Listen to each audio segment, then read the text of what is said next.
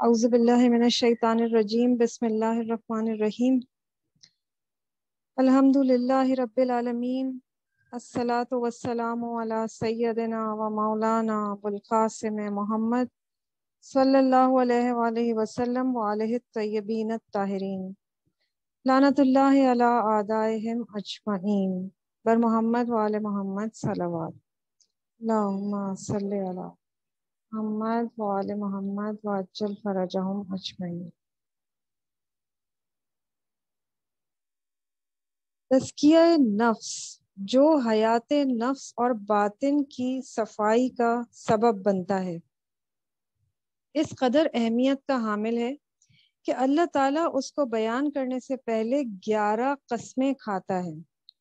قرآن مجید میں کسی بھی مقام پر کسی مطلب کو بیان کرنے کے لیے اللہ تعالیٰ نے 11 مرتبہ قسم نہیں کھائی ہے، صرف اور صرف اس مقام پر 11 قسمیں کھائی ہیں، اور قسموں کا کھانا مسئلے کی بے حد اہمیت کو ظاہر کر رہا ہے۔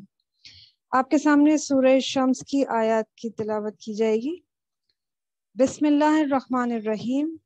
والشمس والضحاها والقمر اذا تلاها والنہار اذا جلاها واللیل اذا یغشاها والسماء وما بناها والارض وما طحاها والنفس وما سواها فالہمها فجورها وتقواها قد افلح من زکاها۔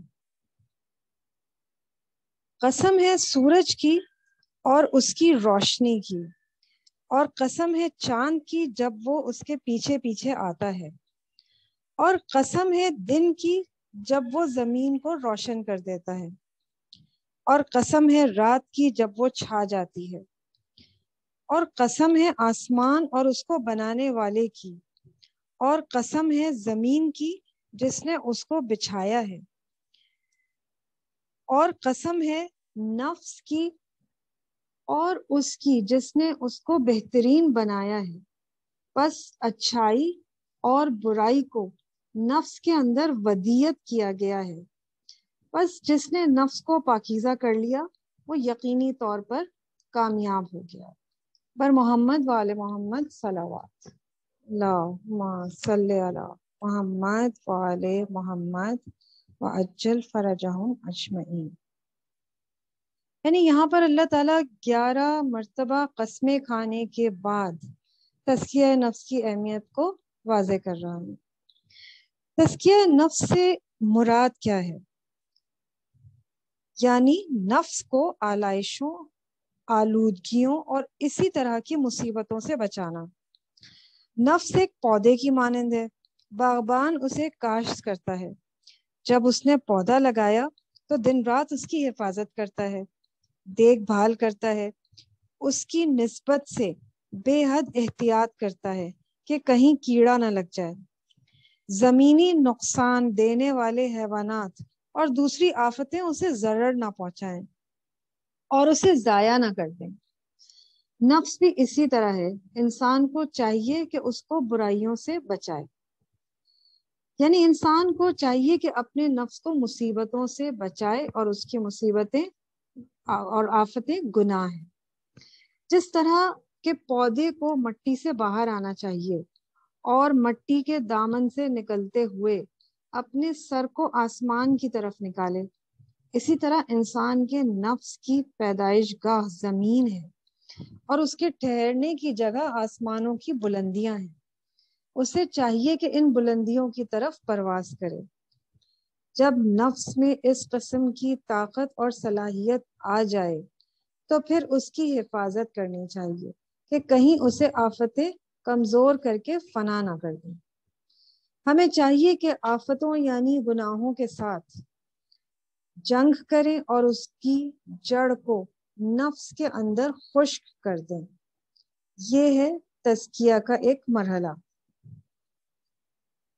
انسان کو چاہیے کہ وہ ہوشیاری سے بے حد احتیاط کرے، ہر وہ چیز جو نفس کی سلامتی اور کمال کے لیے مفید ہے اس کو حاصل کرنے کی کوشش کرے۔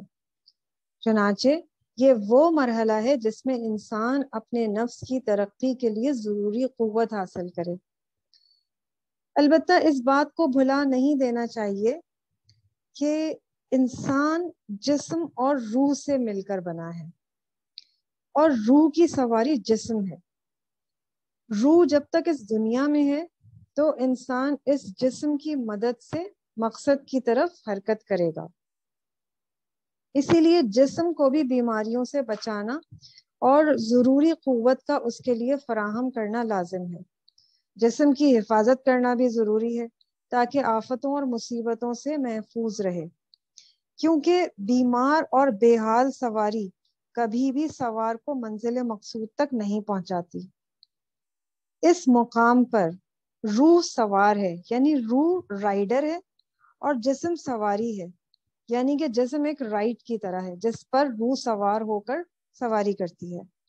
اور سوار کو منزل تک پہنچنے کے لیے جسم کی بیماری سے حفاظت کرنی چاہیے اور ضروری غذا فراہم کرنی چاہیے تاکہ لازمی جسم کو طاقت ملتی رہے اور وہ اپنے کام کو بخیر و خوبی انجام دیتا رہے۔ اگرچہ یہ بدن آخر کار بوسیدہ ہو کر ختم ہو جائے گا، مگر جب تک اس دنیا میں ہے تب تک یہ روح کی سواری ہے اور منزل تک پہنچنے کے لیے ہمارا وسیلہ ہے۔ اب دیکھنا یہ ہے کہ نفس کی ترقی اور اس کے اسباب میں کیا رکاوٹیں ہیں، یعنی ترقی کے اسباب کیا ہیں اور رکاوٹیں کون سی ہیں۔ نفس کی آفتیں اور مصیبتیں گناہ ہوتے ہیں، اور اس کی زندگی کا سرمایہ یعنی نفس کی ترقی اور اس کی غذا خدا کی یاد اور روح اور معنویت کی طرف توجہ ہے۔ قرآن مجید فرماتا ہے، خدا اور پیغمبر صلی اللہ علیہ وآلہ وسلم تمہیں اس چیز کی طرف بلاتے ہیں جس میں تمہاری زندگی ہے۔ سورہ انفال آیت نمبر 24۔ خدا اور رسول صلی اللہ علیہ وآلہ وسلم کی بات پر لبیک کہو جب تمہیں اس چیز کی طرف بلائیں جس میں تمہاری زندگی ہو۔ یہ بار بار جو زندگی کا بیان کیا جا رہا ہے اس کا مطلب وہی ہے کہ نفس کی زندگی۔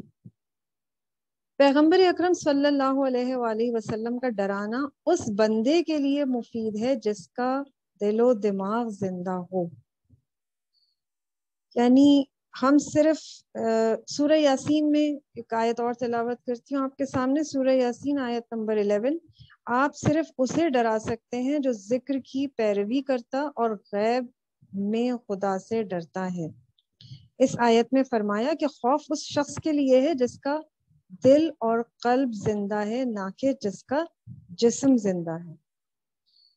اس آیت میں ڈرانے کو ان لوگوں کے ساتھ مختص کیا گیا ہے جن کے دل و جان میں خوف الہی ہو، یعنی جو چیز دل و جان کو زندگی بخشتی ہے وہ خوف الہی اور خدا کا یاد کرنا، یاد خدا کا ظاہر اور باطن میں ہونا یقینی ہے۔ خوف الہی کے بغیر دل مردہ ہے، زندگی نہیں رکھتا، اور پیغمبر اکرم صلی اللہ علیہ وآلہ وسلم کا ڈرانا اس پر کوئی اثر نہیں رکھتا ہے۔